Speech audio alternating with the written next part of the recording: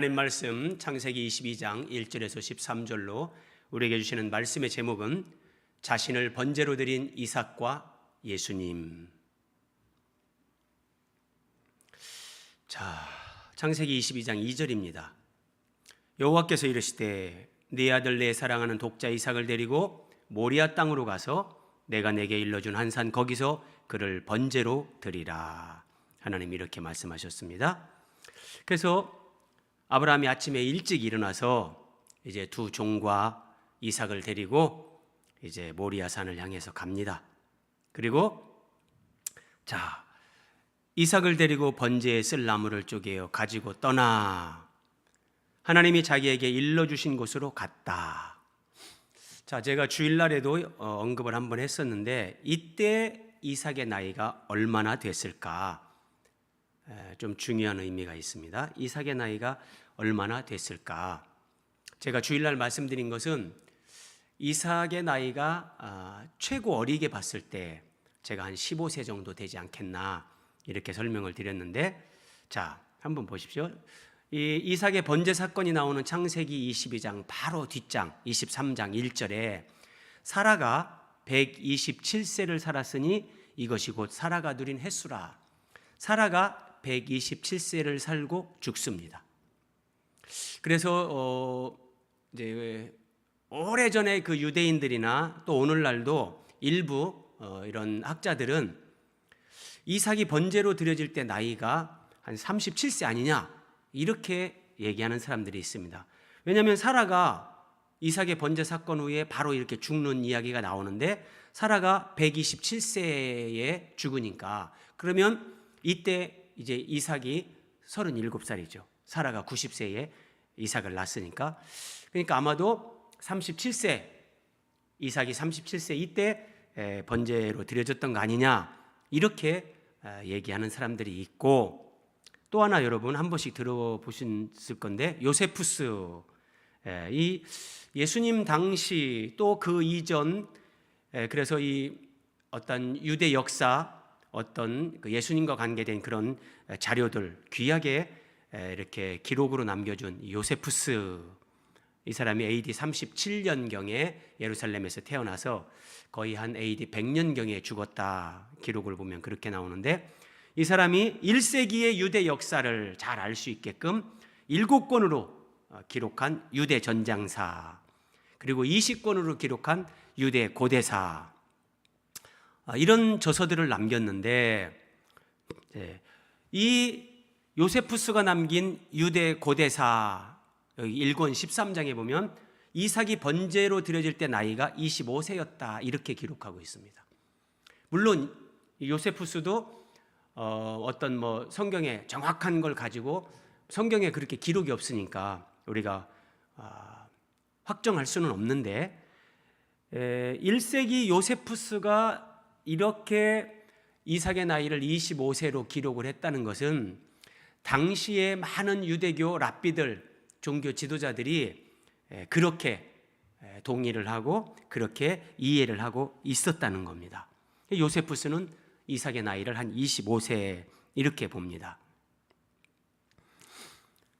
창세기 22장 5절에 보면 이제 모리아산에 도착한 아브라함이 그 종들에게 이렇게 말합니다. 너희는 나귀와 함께 여기서 기다리라. 내가 아이와 함께 저기 가서 예배하고 너희에게로 돌아오리라. 이렇게 말합니다. 여기 아이라는 단어가 히브리어 나르, 그러는데 소년, 청년, 젊은이 어떤 식으로 번역을 해도 다 옳습니다. 그러니까 이 아브라함이 아이와 함께 이삭을 아이라고 표현하는데, 이것만 보면 한 그래도 15세에 가까운 거 아닌가 우리가 이렇게 생각을 할 수 있는데, 시편 119편 9절에서 청년이 무엇으로 그의 행실을 깨끗하게 하리까? 주의 말씀을 따라 지킬 따름이니이다. 여기 청년이 아브라함이 내가 아이와 함께라고 할 때 사용했던 히브리어 단어 나르 같은 단어입니다. 그러니까 이 아브라함이 아이라고 했을 때 청년, 젊은이라고도 할 수 있는 동일한 단어라는 겁니다. 그래서 이삭을 가장 나이를 어리게 잡으면 한 15세 정도, 정말 소년으로 우리가 생각을 할 수 있는데, 요세푸스의 기록 또는 사라의 어떤 죽을 때의 나이 이런 것들을 감안해서 가장 합리적으로 추론을 한다면 그래도 이삭이 번제로 드려질 때 나이는 20대 아니었겠나 이렇게 추론을 하는 것이 결코 무리가 아니다. 합리적인 추론이다. 그래서 이삭의 나이를 우리가 번제로 드려질 때 나이를 20대 중반 이렇게 한번 이해를 하면서 오늘 본문을 살펴보자고요. 7절입니다. 이삭이 그 아버지 아브라함에게 말하여 이르되 내 아버지여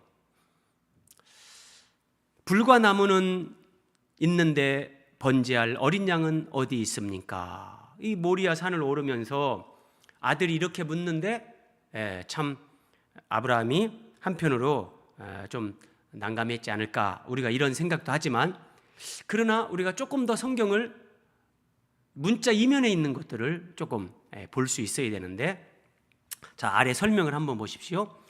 내 아버지요 이 번제에 사용될 불과 나무는 있는데 그럼 번제할 어린 양은 어디 있습니까 아버지? 자 이삭이 이렇게 묻는 걸 보고 우리는 이삭은 자신이 번제로 드려질 것을 전혀 모르고 있었구나 이렇게 쉽게 속단할 수 있습니다. 그런데 이런 질문의 형식은 이삭이 정말 아무것도 몰라서 번제할 양은 어디 있습니까? 라고 묻는 것이 아니라 오히려 답을 알고 있을 때 답을 알고 있으면서 물을 때에 쓰는 이런 질문 형식이다. 학자들이 이렇게 얘기를 합니다.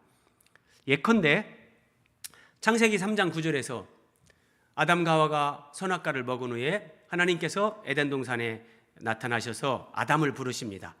여호와 하나님이 아담을 부르시며 그에게 이르시되 네가 어디 있느냐 아담아 네가 어디 있느냐 하나님이 이렇게 부르세요. 그런데 그러면 하나님이 아담이 어디 있는가를 몰라서 이렇게 묻는 게 아니었잖아요. 지금 아담이 선악과를 먹고 하나님이 금하신 그 금단의 열매를 먹고 두려워서 숨은 거예요. 그러니까 하나님이 아담아 네가 어디 있느냐 이 말씀은 네가 왜 내가 먹지 말라고 한 그 선악과를 먹고 왜 그렇게 두려움과 공포에 사로잡혀서 네가 그렇게 숨는 존재가 됐느냐 사실 이제 이런 의미거든요.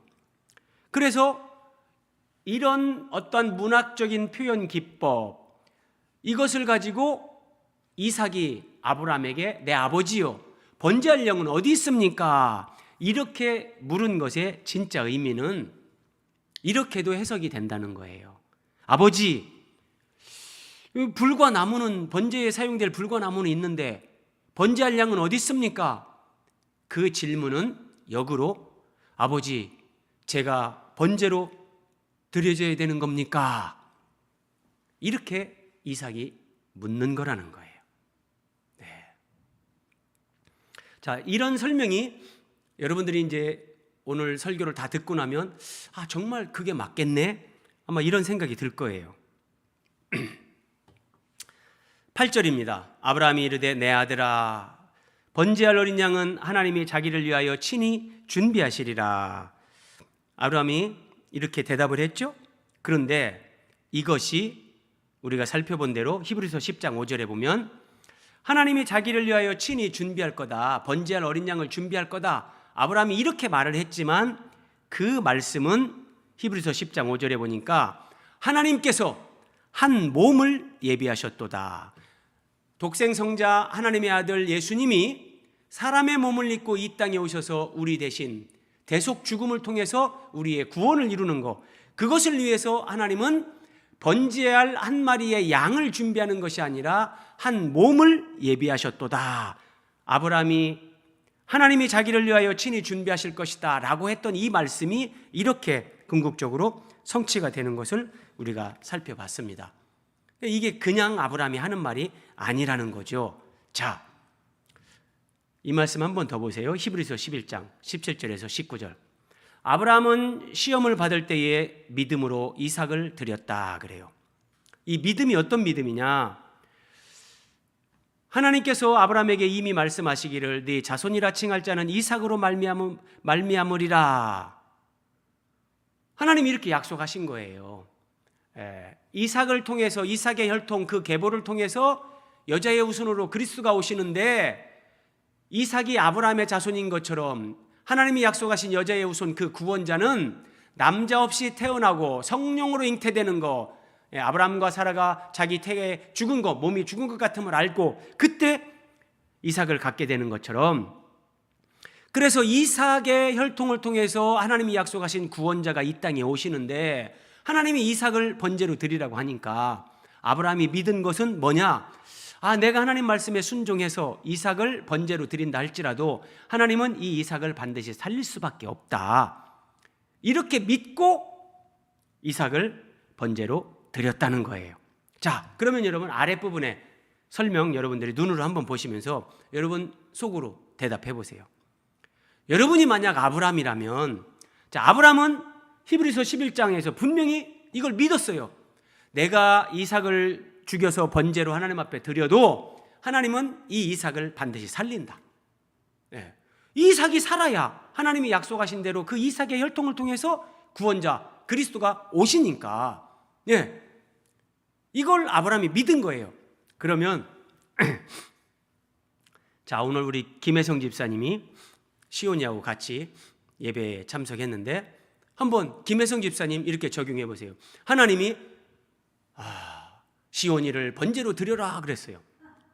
그러면 혜성 집사님이 우리 시온이를 통해서 하나님이 이렇게 하신다고 약속하신 말씀이 있는데, 그러면 내가 시온이를 번제로 하나님 앞에 드려도 하나님이 시온이를 살릴 수밖에 없어. 이 믿음이 팍 온 거예요. 그 하나님은 하나님이 하신 말씀을 스스로 이렇게 그 말씀을 지키지 않는, 그럴 수가 없는 분인 걸 아니까. 그러면 김혜성 집사님은 자, 시온이하고 이제 모리아산을 올라가는데 모리아산에 올라가면서 시온이한테 끝까지 말하지 말아야지. 그리고 산에 올라가면 내가 시온이가 꼼짝 못하게 내가 순식간에 결박을 해가지고 나무에 올려놓고 시온이를 번제로 잡아서 하나님 앞에 바쳐야지. 자, 이렇게 생각을 하겠습니까? 아니면은 자, 이삭이 20대 중반이 됐는데 그러면 시온이가 20대 중반이 될 때까지 김혜성 집사님이 믿음으로 하나님을 섬기면서 같이 예배하고 하나님에 대한 믿음, 그런 언약신앙 이런 것들을 계속 가르쳤어요. 그러면 상식적으로 생각해 보세요. 모리아산에 올라가서 결박해서 칼로 잡아서 번제를 드릴 때까지 이삭을 하나님 앞에 번제로 드릴 것을 말을 하지 않을 건가? 근데 아브라함이 믿은 것은 뭐예요?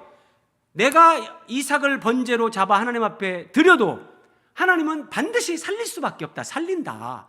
그래야만 하나님 약속이, 언약이 성취가 되니까. 그러면 시온이 데리고 모리아산에 올라가면서 시온아, 네가 번제할 어린 양은 어디 있습니까? 아버지 물었지 않느냐?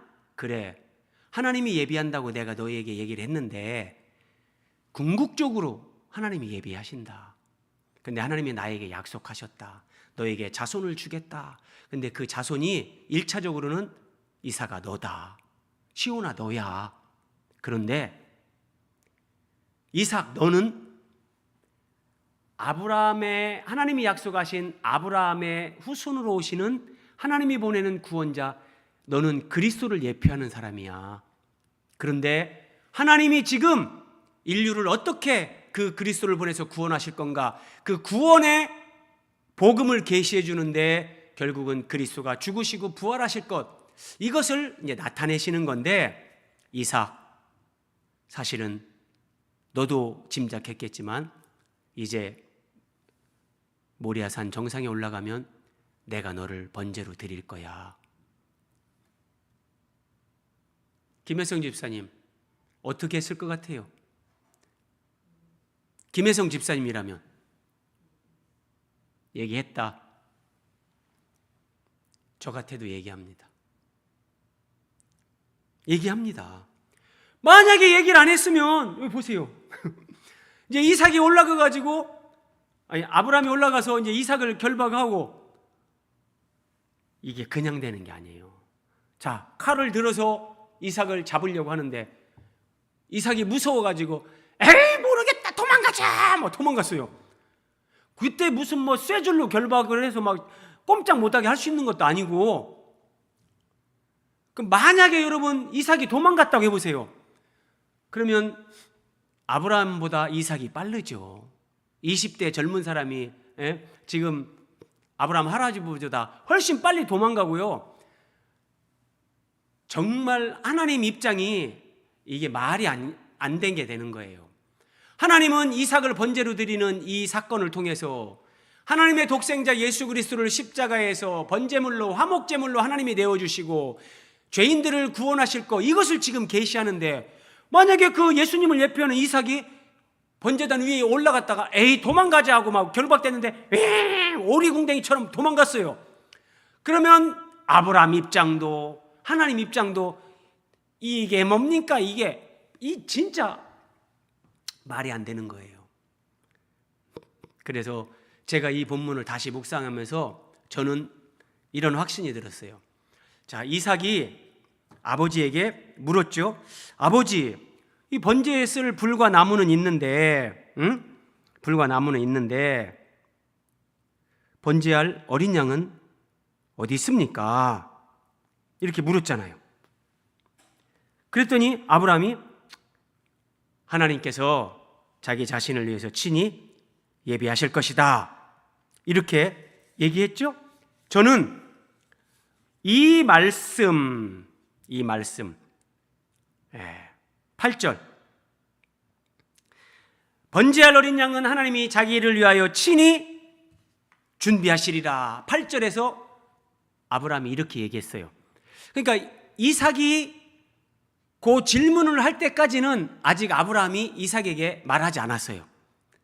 그 이삭이 뭐 감은 잡으면서도 궁금하니까 물은 거예요. 아버지, 번제할 어린 양은 어디 있습니까? 하나님이 자기 자신을 위해서 친히 준비하실 것이다. 그 말을 아브라함이 하고 이제 모리아산 정상에 올라가는 그 사이, 제가 볼 때 그 이후로 아브라함이 이삭에게 말을 했다고 저는 봅니다. 설명을 들어보시면 여러분들이 동의가 될 거예요. 자, 9절, 10절. 하나님이 그에게 일러주신 곳에 이른지라. 이에 아브라함이 그곳에 제단을 쌓고 나무를 벌려놓고 그의 아들 이삭을 결박하여 제단 나무 위에 놓고. 여러분 잘 생각해 보세요. 만약에 이삭이 동의하지 않는다면 아브라함이 이삭을 결박하지 못합니다. 이삭이 자신이 하나님 앞에 번제 제물로 드려져야 된다는 것을 모르고 있었다면, 자, 이제 제단을 쌓습니다. 그리고 나무를 그 위에 올려놨습니다. 그리고 이제 양을 잡아야 되는데 양이 없어요. 그리고 아브라함이 만약에 갑자기 이삭을 딱 잡았다. 그러면 여러분 그때 이삭이 가만히 있겠습니까? 가만히 안 있습니다. 칼을 잡고 그 아들을 잡으려 하니. 본문을 자세히 보면 하나님은 분명히 번제할 어린 양은 하나님이 준비하신다, 아브라함이 이렇게 말했는데, 이삭은 자신이 결박당할 때 아버지, 번제할 어린 양은 하나님이 준비하신다고 했잖아요. 왜 나를 결박하십니까? 아버지, 이렇게 거짓말할 수 있는 겁니까? 나는 죽기 싫어요. 예를 들어 뭐 이것이 정상 아니겠습니까? 이것이 왜 내가 죽어야 됩니까, 아버지? 이런 질문이 나오는 것이 상식적인 거예요. 그런데 이삭을 아브라함이 결박할 때, 결박해서 제단 나무 위에 올려놓을 때, 올려놓고 칼을 들고 아브라함이 이삭을 잡으려 할 때, 이삭은 한마디 말도 없습니다. 어떤 말도 없습니다. 시온이 엄마랑 어디 가자 하고 갔는데 갑자기 엄마가 시온이를 죽이려고 해요. 그럼 시온이가 엄마는 나를 사랑하니까 엄마 뜻대로 하세요, 그러겠습니까? 엄마 왜 이래? 엄마 왜 이래? 엄마 정신 차려. 엄마 미쳤나? 어떤 부모 자식 간에도 그렇게 되는 겁니다. 그럼 여러분, 이삭이 한마디도 없고 그냥 그걸 받아들이는 거예요. 이것은 이삭이 자신이 번제 제물로 드려지는데 동의했다는 것, 그리고 이삭의 자발적인 순종이라는 거예요. 순종입니다. 이것이 어떻게 가능하냐? 제가 말씀드린 것처럼 8절에서 번제할 양은 하나님이 자기를 위하여 친히 예비하시리라, 그 대답을 아브라함이 한 후에 이제 모리아산 번제단을 쌓을 그곳, 하나님이 말씀하신 거기까지 올라오면서 아브라함이 이삭에게 사실은 너를 번제로 드릴 거야. 그런데 아버지가 믿는 것은 너는 아버지가 번제로 드려도 반드시 하나님이 살린다. 그래야 하나님의 구원 약속이 성취가 된다.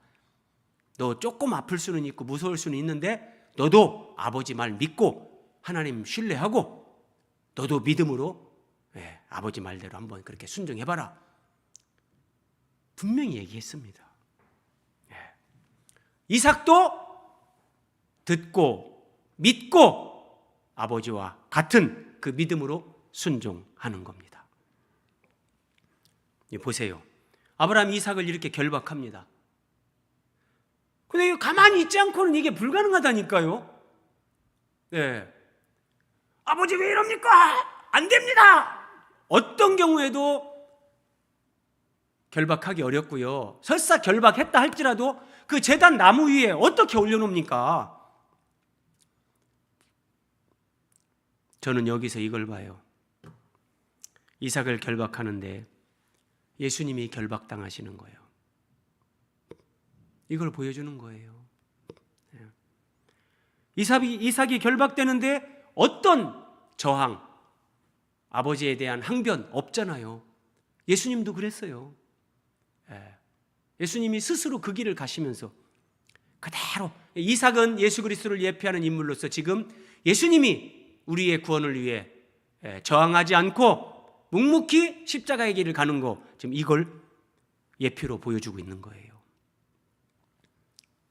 자, 그리고 오늘 본문이 이런 것들을 우리에게 살짝 힌트를 주는 말씀들이 있어요. 5절입니다. 아브라함이 종들에게 이르되 너희는 나귀와 함께 여기서 기다리라. 내가 아이와 함께, 여기 함께요, 함께. 내가 이삭과 함께 저기 가서 예배하고 우리가, 이삭과 내가 너희에게 돌아오리라. 이렇게 얘기했어요. 그리고 6절, 아브라함이 번제나무를 가져다가 그의 아들 이삭에게 지우고 자기는 불과 칼을 손에 들고 두 사람이 동행하더니. 참 성경은 기가 막혀요.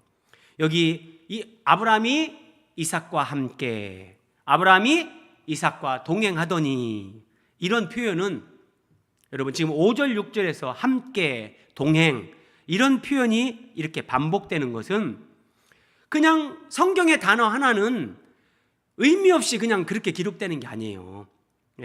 예를 들어서 에녹이 하나님과 300년을 동행했다. 얼마나 거기에 무거운 깊은 의미들이 함축되어 있습니까? 마찬가지예요. 아브라함이 이삭과 함께했다, 아브라함이 이삭과 동행했다라고 할 때 두 사람의 믿음이 지금 하나로 연합되어 있는 것. 아브라함과 이삭이 같은 믿음, 같은 순종이라는 것을 이런 표현을 통해서 성경을 읽는 독자들에게 성령님께서 살짝 지금 그 계시를 드러내는 거예요. 지금 창세기니까 이게 뭐 드러난 완벽한 신약처럼 그런 계시가 아니니까 이게 살짝 여기서 이런 단서를 제공하면서 힌트를 주는 거예요. 한번 보세요. 자, 하나님이 아브라함에게 약속하신 자손은 1차적으로 이삭이지만 궁극적으로는 예수 그리스도입니다. 그리고 그 이삭은 예수 그리스도를 예표하는 인물이고, 그래서 우리는 창세기 22장에서 아브라함이 이삭을 번제로 드리는 아브라함의 순종, 이것만 부각이 됐는데, 제가 지금까지 언급한 것들, 창세기 22장 이 성경의 행간을 우리가 읽는다면 아브라함의 믿음만이 아니라 이삭의 순종을 통해서 지금 예수 그리스도의 순종을 계시하고 있다는, 이 성경이 우리에게 이걸 보여주려고 하는 이 두 가지를 같이 깨달아야 되는 거예요.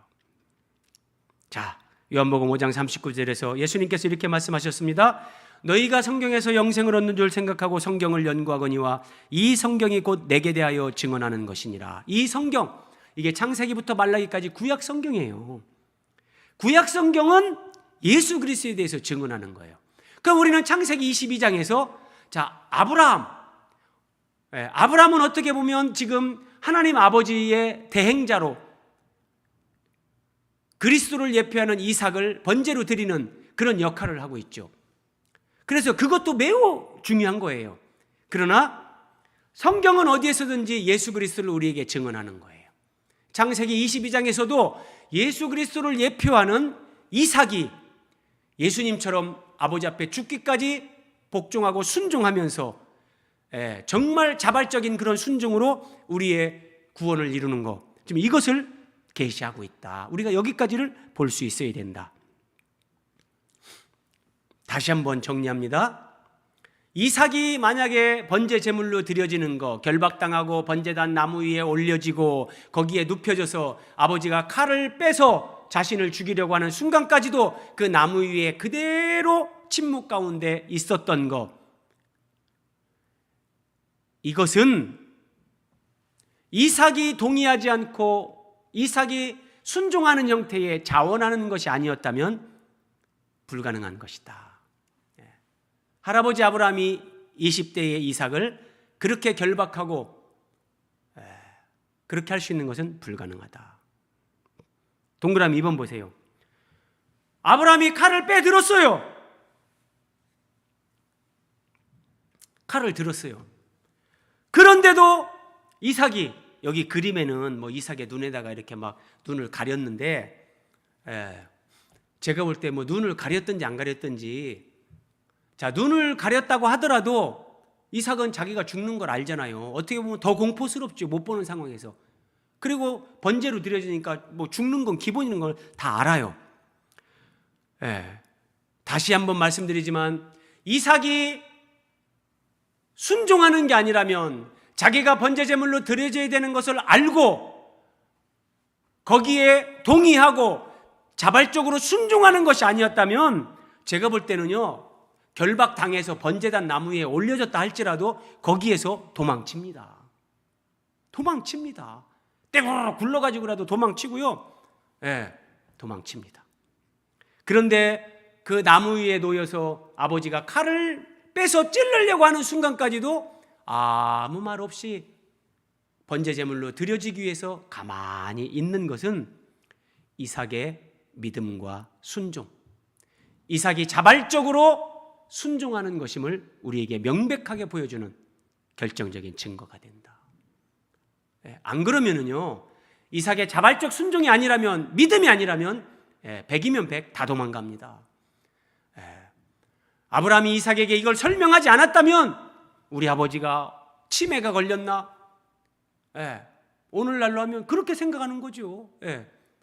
아버지 밀쳐버리고 막 주랭랑을 치든지 그렇게 하는 겁니다.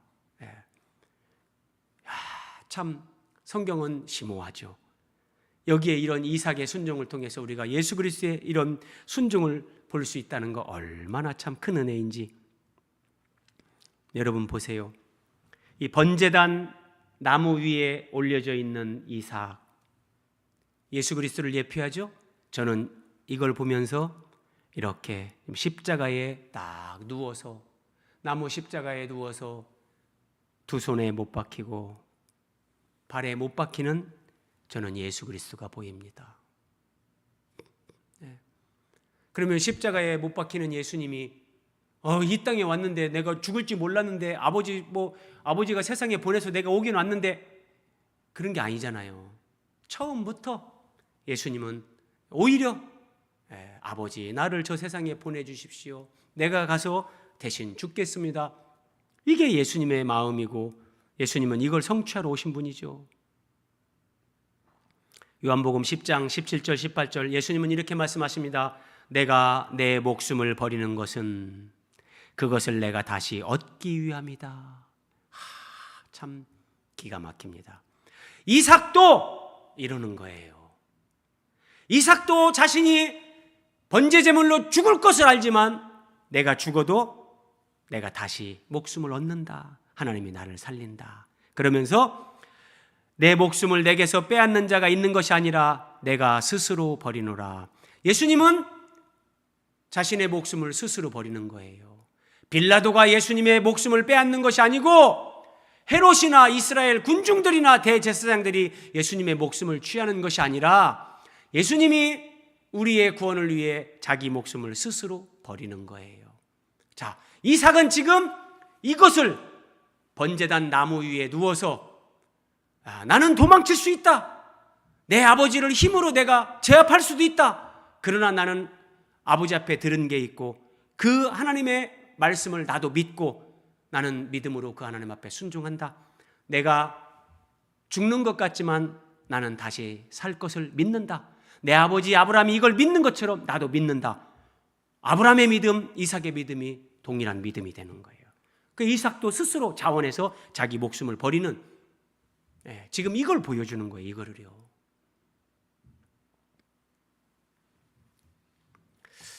자,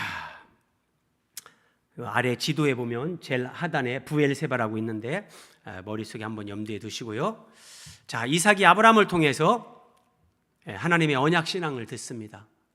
이런 언약을 주셨다. 그리고 네가 이렇게 잉태된 거 사실 엄마 아버지 불가능했다.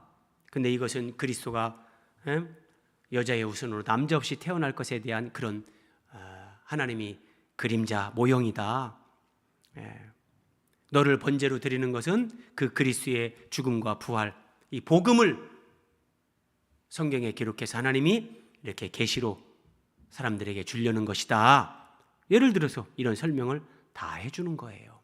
자, 그런데 한번 생각해 보자고요. 동그라미 4번. 그러면 이삭이 이런 설명을 모리아 산으로 올라가면서 아브라함으로부터 들었어요. 그럼 이런 설명을 한번 들으면 이삭은 아버지 그렇네요. 예, 제가 번제 제물로 그럼 죽을게요. 아버지 마음대로 하세요. 이게 되냔 말이에요. 시온이가 그러면 어릴 때부터 엄마 따라서 예배에 참석했는데 시온아 네가 죽어야 되겠다. 하나님이 살릴 건데 좀 아파도 참아라.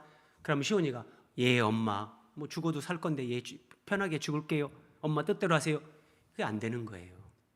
자, 예수님을 믿는 사람들이 신앙생활을 오래 합니다. 수십 년 하고 예배에 수없이 참석을 합니다. 그런데 하나님 말씀대로 순종하는 것이 잘 안 돼요. 십자가 복음을 들었지만 그 복음의 진리를 삶으로 살아가는 것이 잘 안 돼요. 그런데 20대 중반밖에 안 되는 이삭은 어떻게 한 번 듣고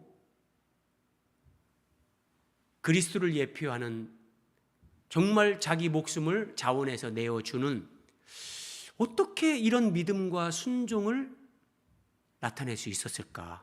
한번 설명을 듣고 이게 한번 얘기 듣는다고 되는 게 아니잖아요. 여러분 우리가 십자가의 길을 가야 됩니다. 자기 죽음의 길을 가야 됩니다.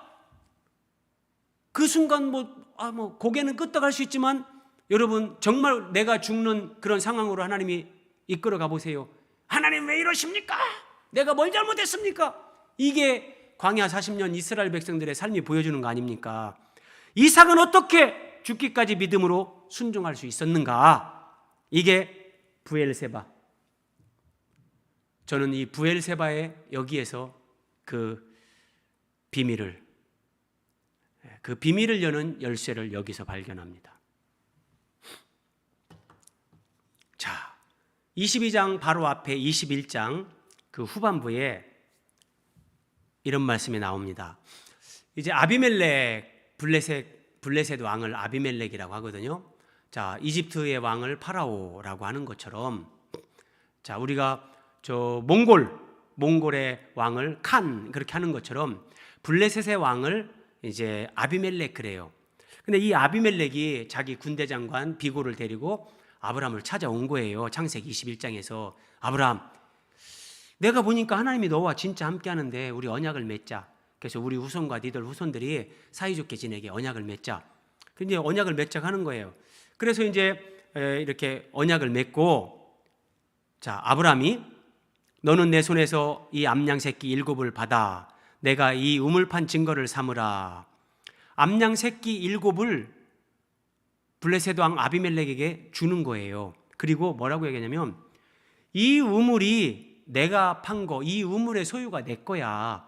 그런데 아비멜렉, 당신의 이 백성들이 당신 수하에 있는 사람들이 와가지고 내 우물을 강제로 빼앗아가고 이랬는데 이거 잘못된 거다. 뭐 이런 얘기를 하고 이제 그걸 바로 잡는 거예요. 내가 암양 새끼 7을 준다. 이거 받으세요. 그리고 이 우물은 내 겁니다. 그리고 두 사람이 거기서 서로 맹세하였으므로 그곳을 부엘세바라 이름하였더라. 부엘세바, 맹세의 우물 이런 말이에요. 맹세의 우물. 자, 이 사건 후에 33절 이제 아브라함은 부엘세바에 에셀나무를 심고 거기서 영원하신 여호와의 이름을 불렀다. 주일날 제가 한번 언급을 했죠. 에셀나무를 심고 영원하신 여호와의 이름을 불렀다. 이게 무슨 나무 한 그루 심었다는 그런 얘기가 아니라고 제가 설명을 드렸어요. 자, 에셀나무를 심고 영원하신 하나님, 영생하시는 하나님, 믿는 자들에게 영생을 주시는 하나님, 그 하나님의 이름을 불렀다. 맹세의 우물 부엘세바, 이것과 연결해서 에셀나무를 심고 영원하신 여호와의 이름을 부른 겁니다. 자, 한번 눈으로 읽어보세요. 자, 성경이 부엘세바, 맹세의 우물, 아니 갑자기 아비멜렉이 찾아와가지고 언약을 맺어가고 이 우물은 내 거다, 좋다, 이제 너희 백성들이 손 못 대게 해, 그 증거로 내가 일단 암양 7마리 암양 새끼 준다. 그리고 서로 약속하고 맹세를 했어요. 그래서 맹세의 우물 부엘세바라 했다. 그리고 거기서 아브라함이 에셀나무를 심고 영원하신 여호와의 이름을 불렀다. 이런 말이 이게 그냥 기록되는 게 아니에요. 성경이 이런 것을 기록하는 것은 영적인 것, 영이신 하나님께서 지금 아브라함과 이삭을 어떻게 이끌고 가시고 이 성경을 보는 모든 독자들이 여기에서 어떤 영안이 열려서 영적인 이런 진리, 하나님의 계시, 이런 비밀들을 깨닫길 원하시는가. 암양 새끼 7을 주고 이 우물은 내 거다 명확하게 했어요. 이것은 자, 어떤 그런 대가를 지불하고 우물을 다시 찾았어요. 이게 구속, 값을 지불하고 이제 다시 사오는 구속을 예표하는 거고요. 근데 중요한 것은 이제 부엘세바, 그 우물, 샘물, 아브라함과 이삭은 아비멜렉과 맹세를 한 후에 그 우물이 아브라함의 소유가 된 확증한 후에 아브라함의 가족들은 이삭과 함께 이제 그 부엘세바, 샘물, 우물물을 마시면서 사는 거예요. 그러니까 그 우물물을 마시면서 살았다, 뭐 이런 게 성경에 기록되지 않지만 그 행간을 읽어야 되는 거예요. 근데 그 우물물을 마시면서 살면서 그 결과로 에셀나무를 심었고 영원하신 여호와의 이름을 불렀다. 이렇게 연결이 되는 거예요. 이렇게요. 그런데 이 말씀을 통해서 하나님은 우리에게 무엇을 말하고 싶은 거냐? 동그라미 3번. 창세기 21장의 이 말씀은 우리를 에덴 동산으로 인도합니다. 에덴 동산에는 생명나무가 있었죠. 그리고 4개의 강이 흘렀죠. 에덴 동산 중앙으로부터 4개의 강이 흘렀죠. 그리고 그 강이 에덴 동산을 적시고 동서남북으로 흘렀어요. 자, 그런데 이게 요한계시록 21장, 22장을 보면 에덴 동산 중앙은 하나님과 어린 양의 보좌요. 거기에서 4개의 강이 흐른 것은 하나님과 어린 양의 보좌로부터 흘러나오는 생명수 강, 생명수예요. 자, 생명이 흐르는 것을 강물이 흐르는 걸로 시각화해서 보여주는 생명수 강이 흐르는 거예요. 이 생명수 강이 동산을 적셨다. 그리고 그 동산 중앙에는 생명나무가 있었다. 지금 하나님이 창세기 21장에 아브라함과 아비멜렉의 맹세의 우물, 그리고 에셀나무를 심고 영원하신 여호와의 이름을 불렀다. 이걸 통해서 창세기 3장으로 우리의 시선을 인도하는 거예요. 성경은 참으로 깊습니다. 자, 이런 의미입니다. 여러분, 창세기 2장에서 하나님이 사람을 하나님의 형상대로 창조합니다. 그리고 여러분, 창세기 2장 다시 한번 읽어보세요. 자, 창세기 1장, 2장에서 하나님이 사람을 창조하고 창조된 사람을 향해서, 아담을 향해서, 또는 아담과 하와를 향해서 하나님이 야, 내가 니들 창조해서 내가 니들의 주인이다. 니들은 일주일에 한 번 예배드려라. 니들은 하루에 한 번 찬송 한 곡씩 적어도 나한테 찬송을 해라. 하나님이 어떤 그런 계명을 준 게 아무것도 없어요. 사람을 하나님의 형상대로 만드시고 하나님은 에덴 동산 중앙에 생명나무를 두셨어요. 그리고 그 옆에 선악을 알게 하는 나무도 함께 두시고 선악을 알게 하는 나무는 먹지 말라 그러셨어요. 그러면 중요한 것은 여러분, 이 생명나무는 생명이신 하나님, 생명이신 예수 그리스도를 지금 상징하는 거예요. 그러니까 하나님의 염원이 여기에 담긴 거예요. 사람을 창조하셨을 때 사람 창조가 하나님의 창조의 완성이 아니라고 제가 늘 말씀드립니다. 창조된 인간, 하나님이 보시기에 심히 좋은 상태의 인간이 창세기 2장으로 가면 이제 하나님이 일곱째 날을 복주사 거룩하게 하셨다 그래요. 하나님이 보시기에 심히 좋은 상태의 사람을 하나님께서 하나님의 생명과 참여하는 거룩한 존재로 완성하는 것, 이것이 하나님의 창조의 완성이에요. 그래서 아담의 창조가 하나님의 창조의 완성이 아니란 말이에요.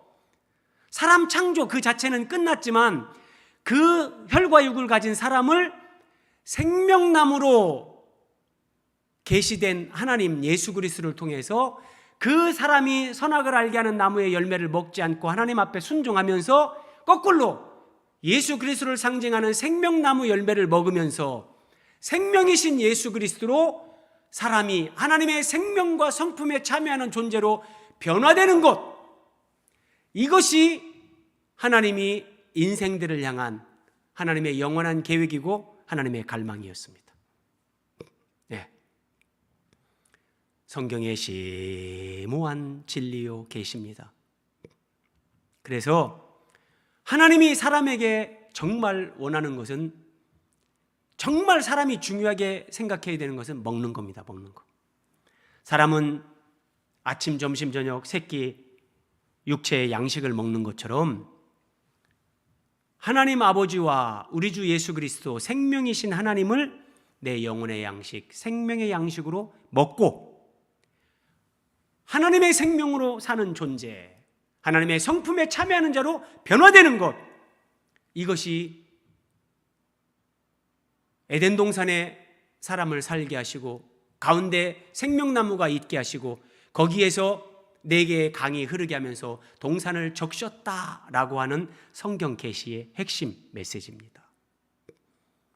지금 아브라함은 창세기 21장에서 부엘세바, 맹세의 우물, 이 우물을 암양 새끼 7마리를 주고 이제 쉽게 얘기해서 구속하는 거예요. 값을 지불하고 자기의 우물로 다시 확정하고 아브라함과 이삭은 그 우물물을 마시면서 거기서 사는 거예요. 이것을 창세기로 하면 그 생명수 강이 그들의 심령을, 삶을 충만하게 하고 촉촉히 그 심령을 은혜로 적시는 거예요. 그렇게 살다 보니까 이제 아브라함이 거기서 에셀나무를 심고, 창세기로 하면은 이제 창세기 2장으로 하면 생명나무 연결이 되는 거고, 이제 영원하신 여호와의 이름을 불렀다. 그 영원하신 하나님께서 사람들에게 영원한 생명을 주시고 하나님의 성품에 참여하게 하는 그 은혜를 누리면서 아브라함과 이삭이 살게 됐다. 이거예요. 이거 말씀하시는 거예요. 그러니까 제가 지금 왜 이 말씀을 드리냐면, 이삭이 모리아 산을 올라가다가 아브라함에게 설명을 들었다고 제가 말씀드렸잖아요. 이삭, 사실은 네가 번제로 드려질 거야. 하나님의 언약 신앙, 너는 그리스도를 예표하는 인물인데 쫙 설명을 했어요. 근데 그 한 번의 설명을 듣고 이삭이 어떻게 자기 목숨을 내어놓을 수 있는가, 죽기까지 그렇게 순종하고 믿음으로 하나님 앞에 자신을 드릴 수 있는가, 제가 이걸 지금 설명드리는 건데, 번제로 드려지기 전에 창세기 21장에서 이 맹세의 우물물을 마시면서 성령을 상징하는 거죠. 생명수 강. 이 우물물을 마시면서 거기서 에셀나무를 심고 생명나무를 먹고 마시는 그 은혜를 영적으로 충만하게 누리면서 하나님의 생명과 성품에 참여하는 그 은혜를 누리는 삶을 아브라함과 이삭이 이미 창세기 21장에서 그걸 살았다는 거예요. 오늘날 우리식으로 얘기하면 하나님 말씀으로 예수님을 먹고 마시는 그 충만한 은혜를 가슴 깊이, 영혼 깊은 곳에 아브라함과 이삭은 벌써부터 누리면서 살았던 거예요. 그래서 아브라함이 이삭에게 네가 번제 제물로 드려질 거야 설명을 할 때 이삭도 아브라함과 같은 믿음으로, 아브라함과 같은 순종으로 하나님 앞에 자신을 번제 제물로 드리는 자발적인 믿음의 순종이 거기서 따라왔다는 겁니다. 한번 보세요. 요한복음 6장 35절, 예수께서 이르시되 나는 생명의 떡이니 내게 오는 자는 결코 줄이지 아니할 것이다. 여러분, 여기 생명의 떡, 생명의 떡, 생명나무, 이게 생명나무. 그리고 또 보세요. 요한복음 6장 51절, 나는 하늘에서 내려온 살아있는 떡, 살아있는 떡. 예수님은 생명의 떡, 생명나무고 하늘에서 내려온 살아있는 떡이고 이 떡을 먹으면 영생하리라. 그러면서 내가 줄 떡은 세상의 생명을 위한 내 살이다. 내 살이다. 여러분, 생명의 떡, 떡이라고 하면 이것은 식물의 생명. 그런데 예수님이 세상의 생명을 위한 내 살이다. 살. 이거는 동물의 생명. 여러분, 참 심오합니다. 에덴 동산 3장에 생명나무가 있어요. 자, 성경의 계시를 통해서 보면 식물의 생명. 그런데 아담과 하와가 범죄한 이후에 하나님께서 창세기 3장 21절에서 아담과 하와에게 가죽옷을 지어 입힙니다. 가죽옷. 가죽 있는 짐승이 대신 죽은 겁니다. 그리고 이것이 이제 유월절 양으로 발전을 하면서 그 양 고기를, 유월절 양을 먹게 하시죠. 그래서 사람은 처음에 범죄하기 이전에, 아담이 타락하기 이전에는 에덴 동산의 생명나무로 예표된 예수 그리스도 하나님을 생명으로 먹는 것이었고, 아담의 타락 범죄 이후에 사람은 이제 어린 양, 유월절 양으로 예표되는 예수 그리스도를 먹고 마시는 것, 이것이 내가 생명의 떡이라는 생명나무요, 내 살이 너희를 위한 내가 살아있는 떡이다 라고 하신 이게 유월절 양, 어린 양, 양고기. 어떻게 이렇게 일관성 있게, 통일성 있게 성경 말씀이 이렇게 예수님에게서 성취될 수 있겠습니까? 그래서 여러분, 제가 여러분들에게 말씀드립니다. 내가 왜 하나님 앞에서 자꾸 믿음에서 쓰러지는가? 내가 어떻게 하면 믿음이 견고해질 수 있는가? 내가 어떻게 하면 죽기까지 하나님 앞에 복종할 수 있는가? 내가 어떻게 하면 아브라함처럼 이삭처럼 믿음으로 그렇게 순종하면서 하나님의 벗이라 그렇게 칭함을 받을 수 있는가? 여러분, 그것은 예수 그리스도를 먹는 것으로 가능합니다. 뭐 기도를 많이 하고 무슨 막 금식을 많이 하고 내가 막 고행을 하고 그런 것으로 안 됩니다. 오직 생명나무이시면서 유월절 어린 양이신 예수 그리스도를 하나님의 말씀으로 먹을 때요, 하나님 말씀으로 예수 그리스도가 내 존재 안에 충만하게 채워질 때 거기서 이 은혜와 영광, 이 능력이 우리에게 자연스럽게 주어지는 겁니다. 그래서 이삭도 사실은 이삭이 대단한 믿음이구나, 대단한 헌신을 했구나, 그것이 아니라 창세기 21장 맹세의 우물 부엘세바의 샘물을 거기서 마시면서 이미 살았고 에셀나무를 신고 영원하신 하나님의 이름을 부르면서 그 은혜를 이미 누렸기 때문에 오늘날 우리에게 적용하면 하나님의 말씀으로 예수 그리스도를 충만하게 먹고 마셨기 때문에 그 순종, 헌신이 드려질 수 있었단 말입니다. 요한복음 6장 57절입니다. 살아계신 아버지께서 나를 보내심에 내가 아버지로 말미암아 사는 것 같이 나를 먹는 그 사람도 나로 말미암아 살리라. 이렇게요. 이 삶이 우리에게 어떻게 따라올 수 있는가? 나를 먹는 그 사람도 나로 말미암아 살리라. 그래서 창세기 21장에 브엘세바 맹세의 우물, 에셀나무, 영원하신 하나님의 이름을 부르는 거, 이 은혜의 누림, 이것이 열쇠라니까요. 이거 없이 여러분 어느 날 갑자기 우리가 아브라함처럼 내 이삭을 드리고 내가 이삭처럼 아버지 말 한 번 듣고 그냥 번제단 나무 위에 번제물로 드려지는 그 순종과 헌신이 따라오는 게 아닙니다. 따라오는 게 아니에요. 자,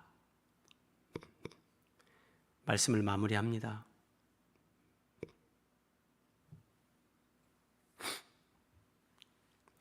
레위기에 가면 번제단에서 드리는 제사가 있어요.